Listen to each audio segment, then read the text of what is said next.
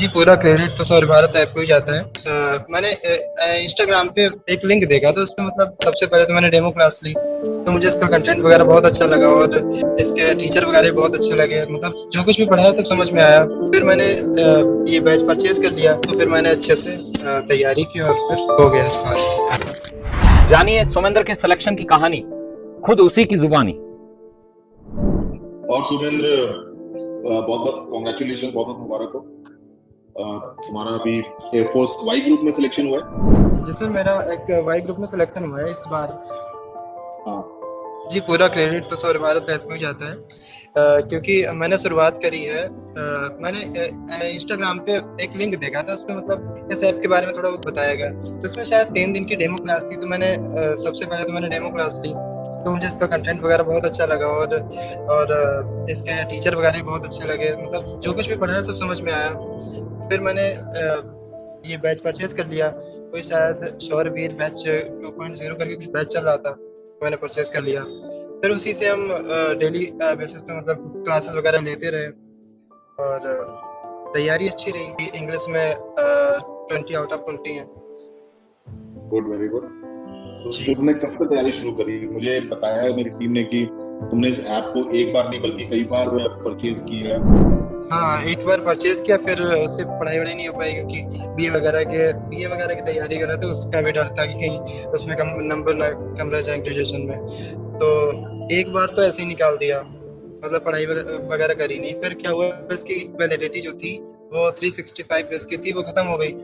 और फिर मैंने मैम से दोबारा करवाया, तो फिर मैंने अच्छे से तैयारी की और फिर हो गया इस बार। कुछ अपने इसके परिवार के बारे में बताओ। फैमिली में कौन कौन है और तुम कहाँ के रहने वाले हो, वो बताओ।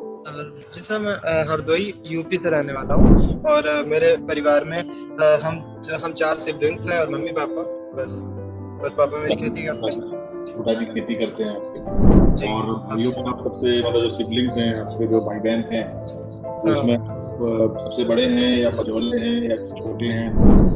सबसे बड़े तो हम ही हैं। सबसे बड़े और तुम। मुझसे छोटी मेरी बहन है जो कि बीए सेकेंड ईयर में, उससे छोटी बहन है वो इंटर में है, और उससे छोटा भाई है वो 7th में है।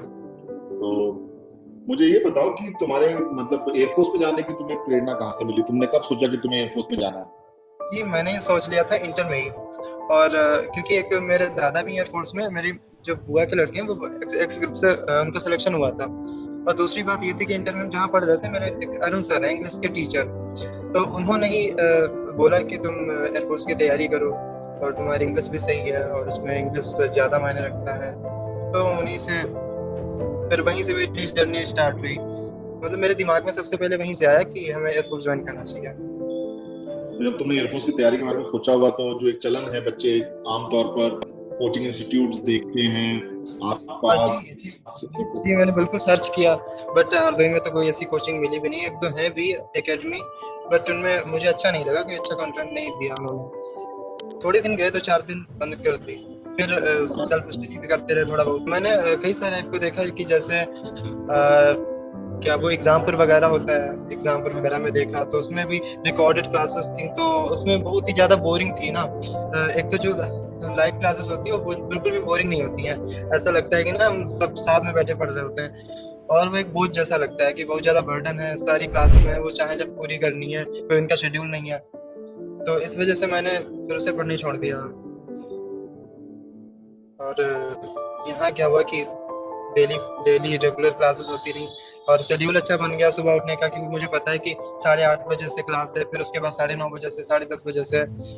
और मेरे मेरे अकॉर्डिंग तो खैर कोचिंग वगैरह जाना, खैर पढ़ाई तो दोनों में वैसे ही होती है, लेकिन उसमें क्या है कि आने जाने का समय जो है वो भी बचता है। और दूसरे क्या होता है कि अगर मान लिया कि आधे घंटे जाने में लगता है, फिर 1 घंटे तो उसकी थकान दूर करो। और ऐसे क्या है, और मेन चीज ये है, ये सबसे अच्छी लगी मुझे, कि मान लो कि इसमें अगर एक बार मुझे नहीं समझ आ रहा है तो हम इसको बैक करके दोबारा से देख सकते हैं वही चीज, लेकिन अब वहां तो बार बार नहीं बताया जाएगा। जी सर, तो मुझे और यहाँ से ज्यादा कॉस्ट इफेक्टिव भी है। यहीं आप कोचिंग में जाएंगे तो हजारों लाखों रुपए फीस ले लेते हैं। बाहर रहने का खर्चा भी अलग से होता है, क्योंकि हरदोई में तो इंस्टीट्यूट होगा नहीं। मान लीजिए आपको बरेली भी जाना पड़े, या आप अपना शहर छोड़ के लखनऊ जाएं, कानपुर जाएं, दिल्ली जाएं, तो आपका तो वहां रहने खाने का भी खर्चा होगा। तो एक जो जी शौर्य भारत की पॉसिबल मुहिम है बात है। कि देश के हर कोने कोने तक मतलब किसी बच्चे को पैसे की दिक्कत ना हो और उसको एक अच्छी पढ़ाई मिले, पढ़ाई के साथ साथ उसको अच्छा टेस्ट का सिस्टम भी मिले। सर एक मेरी सिस्टर है, वो लड़की, तो मैंने उसको भी यही बोला कि क्योंकि अभी तक तो लड़कियां एयरफोर्स में जा नहीं सकती थी, लेकिन अब ऐसा हो गया पिछले साल से ना कि लड़कियां भी फॉर्म डाल भर सकती हैं। और तो मैंने उसको भी मैंने अपनी ऐप का पासवर्ड वगैरह दे दिया। हमने कहा जब ये खत्म हो जाए तो तुम दोबारा से परचेस कर लेना यहीं से, और तुम भी तैयारी करो। मैंने उसको भी बोला, तो वो भी रात में तैयारी में लगी रहती है। सर मैंने बहुत सारे टेस्ट दिए हैं, और मोस्टली इंडेक्स के तो हम जब तक दिए करते थे, दो दो बार, चार चार बार, और से पूरा पूरा स्कोर भी करते थे। और आपको बच्चों को कोई संदेश देना चाहते हो सुमेंद्र? जी बिल्कुल संदेश देना चाहते हैं कि जो तैयारी कर रहे हैं वो मुझसे तैयारी करें, और मेन चीज़ ये है कि रेगुलर क्लासेस लें, क्योंकि मैंने ज़्यादा कुछ अलग से तैयारी नहीं करी है, बस रेगुलर बेसिस पे क्लासेस ली है सारी की सारी, और तैयारी तो अपने आप ही हो जाती है। क्योंकि इतनी प्रैक्टिस वगैरह कराए जाते हैं ना, क्योंकि अब प्रैक्टिस में ही सारा सब कुछ रिवीजन हो जाता है, फिर उसके बाद मैराथन होती है वो अलग से, तो 3-4 बार तो रिवीजन ही हो जाता है। तो बस सब क्लासेस लेते रहें, तैयारी तो हो ही जाएगी। सौर्य भारत टीम के लिए बहुत बहुत धन्यवाद, मुझे इस लायक बनाया। बहुत बहुत